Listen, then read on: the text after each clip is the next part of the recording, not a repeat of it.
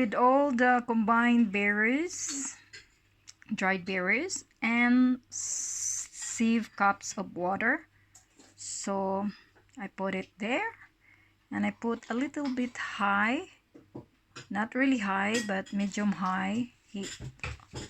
And then when it starts to boil, you stir occasionally, no, not occasionally but most of the time, until you can see that the liquid starts to become syrup.